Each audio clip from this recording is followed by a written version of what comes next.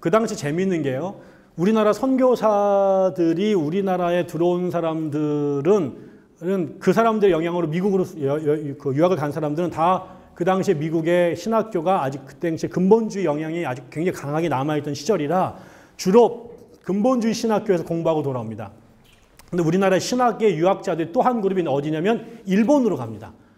근데 일본의 신학교들은 상당히 진보적입니다. 여기는 미국의 영향뿐만 아니라 독일의 영향을 굉장히 다이렉트로 받아가지고 오히려 일본의 신학교들은 성서 비평학들을 거의 다 수용하고 있었어요. 그래서 우리나라의 신학의 구도가 미국파하고 일본파들의 싸움이 굉장히 크죠. 일본에서 공부하고 온 아까 지금 진보적인 신학, 그 다음에 우찌무라 간조를 통해서 들어왔던 혹은 채태용을 통해 들어왔던 이런 운동들이 두 가지 면에서 중요한 문제를 이렇게 하나는 아까처럼 이들이 갖고 있는 그 신학이 예를 들어서 만약 무교회주의자 같은 경우는 교회론에 더 정면적으로 반대하죠. 그 다음에 자유주의 신학은 그 성서의 권위에 대해서 정면으로 반대하죠. 이것은 아까처럼 그 서구의 전통적 칼빈주의의 영향을 받았던 장로교인들한테는 이단으로 볼 수밖에 없는 그렇게 아주 심각한 문제가 되니까 이 거대한 집단에서 얘네들을 이단이야 딱 몰아버리면 그 한국 사회에서 그 사람들이 갖고 있는 그 영향력 안에서 얘네들이 성장하기가 결정적으로 어렵죠. 그냥 이용도 목사가 부흥회 열심히 하다가 이 광신 열광주의자들하고 이렇게 섞였다고 말해가지고 비난을 딱 해버리게 되고 교회에다가 쫙 몰려가지고 금정령 내려가지고 그 이용도 목사 초청 못하게 교인들 그 집이 못하게 딱 해버리게 되면 못 갑니다. 그러니까 그렇게 한번 찍히고 나면 이 사람들이 성장하는데 아주 굉장히 어려움이 있죠. 또 일본은 뭐냐면 친일파라고 몰아보네요. 일본에서 건너 들어온 거는요 다 친일파라고 보는 거예요. 그래가지고 또 이 민족주의 감정을 그 대표적인 케이스가 성결교회였고 성결교회가 일본에 가가지고 공부한 사람들이 와가지고 세웠거든요. 그래서 초창기에 공산주의자들이 신유 같은 거 강조하고 종말 강조하니까 비역사적이고 이거 뭐 탈역사적인 거 강조하고 비판하고 두 번째가 일본 놈들한테 영향받아서 들어온 종교라고 그래서 친일파를 공격을 해서 처음에 교회가 굉장히 어려움을 겪게 되거든요. 그러니까 일본에서 들어온 거는 친일이라고 비판하기도 하고 하나는 아까처럼 그 교회론이라든가 성서론에서 정통에서 벗어났다고 비판을 해버리게 되니까 얘네들이 완전히 죽진 않지만 대중적 인식을 끼치기에는 아주 굉장히 그 현실적으로 어렵죠. 그 다음에 아까처럼 일본이 패망해버리고 난 다음에는 그 일본과 관련된 것들은 다 악마화시켜버린다고요. 그런 요소들이 전부 다는 아니지만 그쪽과 관련된 것들을 주장하는 것들이 굉장히 어려워 보이고요.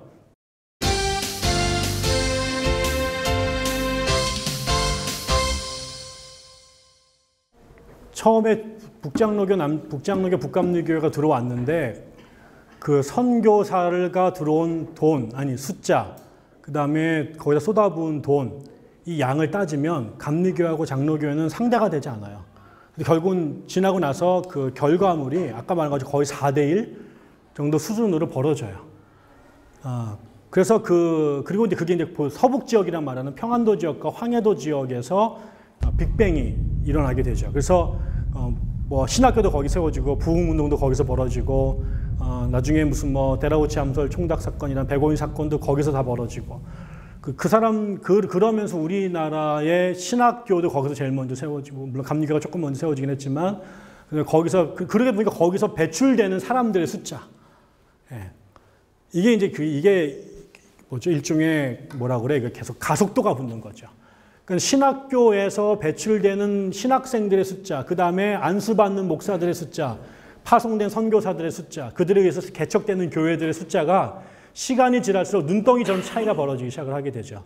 그리고 그거를 헤드쿼터에서 결정한 신학이 근본주의적인 신학으로 장로의 신학교에서 공부하고 그들이 유포돼서 목회하게 되니까 감리교 신학대학은 감리교는 초창기부터 한국 문화에 대해서 굉장히 긍정적이었고 그 다음에 그래서 초창기부터 토착화 신학 운동들이 그 안에 벌어졌고요. 제일 먼저 신학자들이 나오기 시작한 것도 감리교였는데 문제는 감리교가 우리나라 장로교하고의 교세에서 아주 차이가 많이 납니다. 거의 3대1 정도 차이가 나게 되니까 이 영향이 우리나라 주류로 흘러가지 못하게 됩니다.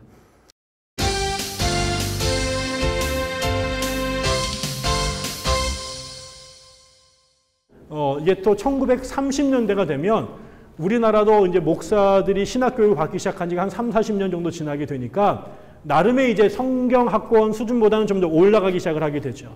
그 중간에는 동경 유학을 갔다 오거나 미국 유학을 갔다 온 사람도 생겨나기 시작을 하게 됩니다. 그래서 우리나라가 일제 식민지 간에 있으면서 제법 많은 사람들이 동경에 가서 신학을 공부하고 왔는데 그 중에 진보적인 신학, 다시 말하면 성서 비평학을 받아들인 사람들이 우리나라에 들어오게 됩니다.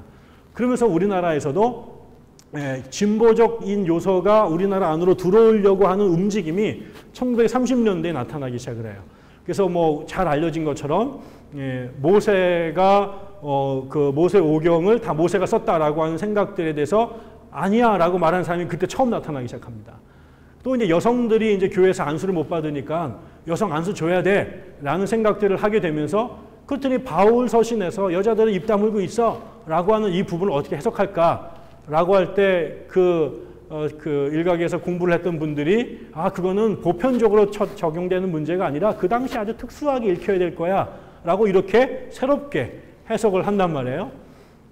그 다음에 또 하나 사건이 미국의 감리교 출판사 중에 아빙던 출판사가 이제 감리교 교단 출판사인데 거기서 주석을 하나 만들어요.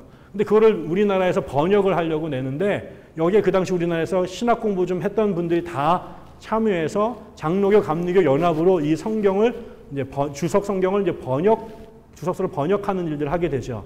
근데 미국의 이 아빙던 출판사가 대표하는 감리교회는 신학적으로 상당히 진보적이었어요.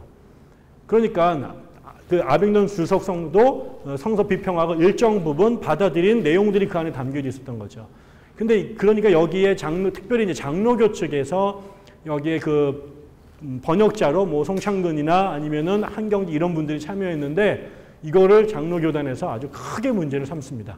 왜 저게 소위 말하는 자유주의 신학의 주석서를 니네들이 번역하려고 그러느냐. 이런 싸움이 벌어졌는데 이런 거에서 전부 다 교단에 의해서 그렇게 성경을 재해석했다거나 아니면은 모세오경의 모세 저작서를 부인했거나 아니면 진보적인 성향의 성서 주석서를 번역하려고 했던 여기에 참여했던 모든 사람들이 장로 교단에 의해서 징계를 당하게 됩니다.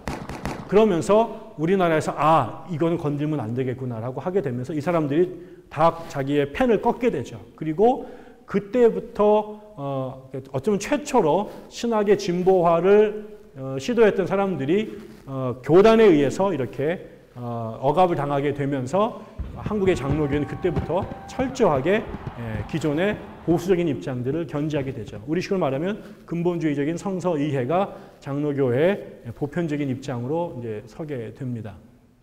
그것들이 그 전에 그 동시에 우리나라에 있었던 그 부흥 강사였던 길선주 이런 분들이 또 이런 그 종말론을 대중들에게 널리 알리게 되면서 우리나라는 신학교를 통해서 그 다음에 부흥회를 통해서 그 근본주의적인 성서적 이해가 성서에 대한 근본주의 입장이 한국 교회에 보편화되게 됩니다. 그래서 교단을 떠나서 심지어는 뭐 부흥운동을 하든 혹은 뭐 은사주의를 하든 적어도 성경에 대한 입장은 우리나라는 거의 틀리지 않게 되죠. 이게 이제 결국 미국에서도 결국 성경을 어떻게 이해하느냐, 그 다음에 종말론을 어떻게 이해하느냐, 그 다음에 부흥회를 하는 사람들이 그래서 그 성서를 그 근본주의적으로 읽는 사람들과 그 다음에 임박한 종말론을 믿는 사람들, 그 다음에 부흥운동가들이 결합이 돼서 근본주의를 태동시켰던 것처럼 우리나라에서도 결국은 보수적인 입장을 갖고 있는 그 학자들, 박형룡 교수를 중심으로 한 그런 사람들의 입장과 그 다음에 길선주 목사 같이 세대주의적 전천연설과 유사한 종말론을 부흥회를 통해서 선포하고 다니시는 사람들의 영향, 그 다음에 교파를 떠난 다양한 부흥 강사들, 이런 사람들이 같이 서로 합종 연행을 하면서 우리나라의 근본주의적 신학을 전국으로 유포하게 되죠.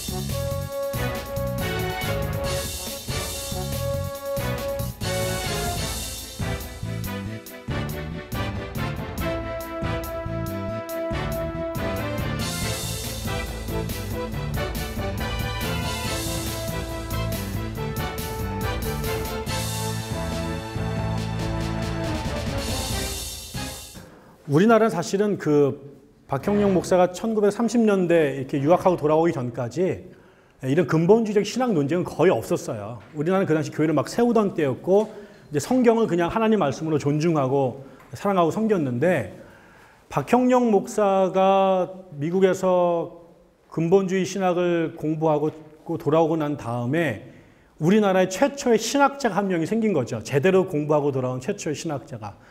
다른 사람들하고는 수준 차이가 너무 많이 나기 때문에 결국 박형룡 박사의 말이 곧 법이 되게 되죠. 김재준 교수는 미국에서도 공부도 했고 일본에서도 공부를 하셨는데, 결국 김재준 박사를 통해서 이 양반은 구약을 공부를 하신 분인데 이 고등비평을 한국에 갖고 들어오죠. 그래서 이분이 가르칩니다.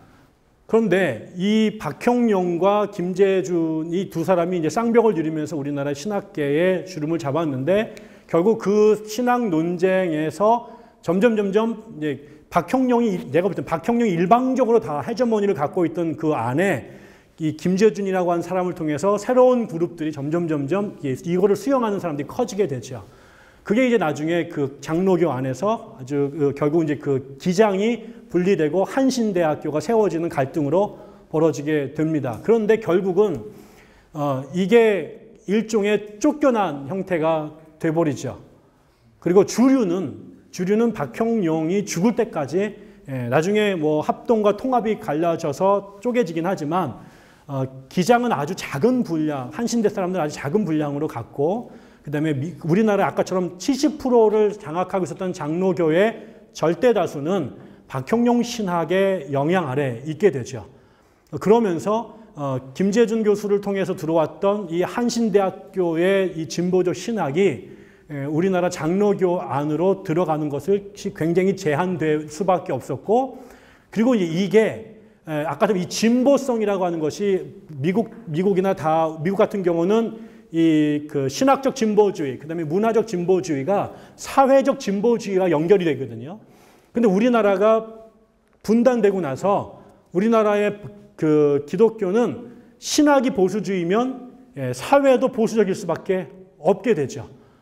이게 이제 반공과 연결되면서 결국은 신학적 보수주의자들이 반공을 기점으로 해가지고 헤저머니를 갖게 되고, 그것 속에서 이 진보적인 입장을 갖고 있는 사람들의 목소리는 아주 위험한 것으로 배탓이 되면서 이게 대중화될 수 있는 길목이 차단돼 버리죠. 그러니까 토착화 신학이 터지자마자 그거를 마치 무당신학으로 막 매도해 버리면서 감리교 바깥으로 못 나가게 만들어 버리고, 민중신학이 터지자 이거를 용공신학으로 몰아가지고 교회 바깥으로 못 나가게끔 만들어냅니다. 심지어는 복음주의권 같은 경우도 74년도에 로잔 대회 가거든요. 로잔에서 그 5강령에서 복음 전도를 개인 전도와 사회 참여로 전부 다 인정했는데, 그때가 74년도예요. 돌아왔더니 이게 긴급조치하에 유신치하잖아요. 그래서 뭐 사회 참여 말하면 빨갱이를 몰리게 되니까 아무 말도 못하게 돼버리게 되죠.